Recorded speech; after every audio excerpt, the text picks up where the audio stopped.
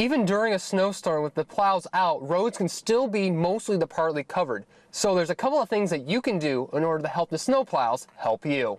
John Kyle, it's the worst case scenario for our college. A man who enters the campus with the sole intention to shoot and kill. Preschoolers here at St. John's have a special opportunity. Not only are they going to be able to receive an education, they're going to have an opportunity to combine that education with their faith. Wartburg is fortunate enough not to have had a campus shooting such as occurred at Virginia Tech or Northern Illinois University. But is Wartburg College prepared if a tragedy strikes? WTV8's Andrew Bridgewater has more details. John Kyle, it's the worst case scenario for our college. A man who enters the campus with the sole intention to shoot and kill. God, he's got a gun! He's gonna shoot shots! I don't know what the hell he's doing! Police officers rushed into Luther Hall Wednesday morning as a gunman took aim at employees inside. Upstairs. Up top of the stairs, what he said. Yeah, right door. I'm up. 6 good. But in this case, the guns were fake, and the gunmen and victims were actors. What we wanted to do is train to ensure that if there was a situation that happened on Wartburg campus, that Wartburg campus security would be notified, and then also that notification would make it to us. And that worked really well today. Wartburg College is required to conduct an emergency exercise once a year. This year, the college decided to involve the Waverly Police Department. Several organizations were needed to exercise their emergency response capability. The college, the hospital and NOAA clinic, and of course the police. The system to notify the police department worked according to plan.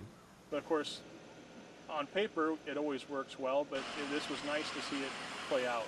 These exercises are very helpful for us to learn how to improve things. There's a lot of things that I learned today that you just don't think about from day to day.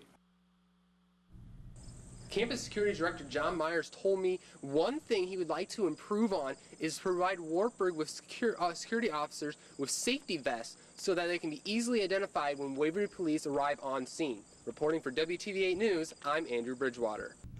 Summer vacation can be a welcome sign for many Iowa communities. The weather is warm and families are out and about spending money. But here in Waverly, each summer the community loses a significant population, students. I found out how big of an economic impact Wartburg students have on Waverly and why the start of classes means an economic boost for many Waverly businesses in this week's Cedar Valley Focus. When students return, Waverly businesses see dollar signs. Whether it's getting a haircut, going to see a movie, or grabbing a cup of coffee, Wartburg students and staff are an economic boost for Waverly. But I do believe in general, yes, they do see a very big impact from Wartburg students, and when they come back, it's a very positive thing in our community. For Rack 'em Up Promotions, store owner Bill Root says it's a 10 to 20% increase Wartburg has on his bottom line. Actually, when I did start this business, it is one of the things that I looked at. Having the college here in town, I seen that as a potential, that there was, a lot of business here. And when people buy local in Waverly, the entire town benefits. It's really important to buy local because that money goes right back into our community, and then that money is used again and again and again to help fund special projects and events and different quality of life things that make Waverly the progressive, great community it is. Wartburg students have an added bonus to buy local with a 10% discount with their student ID. We appreciate the college students coming back. We appreciate everybody shopping local. And we love to see them out and about here in Waverly, so we thank them very much for their business. I mean, it wouldn't be as good as what it is. But having the college here in town, it is an asset. I also spoke to a couple employees at Duos, and they said that they also see an increase in business when Wartburg students return to campus. According to the U.S. Census Bureau, 7.5% of Bremer County residents live in poverty. In an effort to fight that figure, Waverly Scouts are scouting for food. I followed a couple of local scouts last Saturday as they went door to door collecting non-perishable food items. For the people who are unemployed due to economic reasons, we collect the food so they can eat, basically. Boy Scouts from Troops 69 and 90 walked up and down Waverly streets scouting for bags of food. These scouts are part of Scouting for Food, a nationwide effort where scouts collect bags of food off of people's front porches. The program helps fulfill the Boy Scouts' promise to help other people at all times. I feel really good about it because just get that happy feeling you get when you help someone.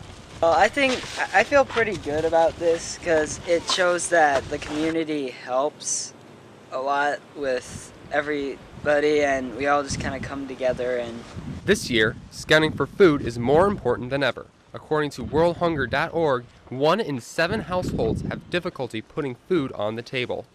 We're just saying, have they come yet? thank you guys. Yeah. We're kind of in an economic struggle, and all those people who are trying to find jobs and trying to keep their job, and those people who need money, just the food pantry helps them. Which is why this truckload of food will be a welcome sight for those in need. Definitely got more quantity. I mean, last year we had probably a little, like half as much as we do now. It was a great year this year, and I hope that we can do better next year. I'm pretty sure Herman Cain can speak German. Scouts collected over 1,300 pounds of food. The food collected by the Scouts will go to the Bremer County Food Bank. The food bank is part of the Northeast Iowa Food Bank, which distributes food to 16 Iowa counties.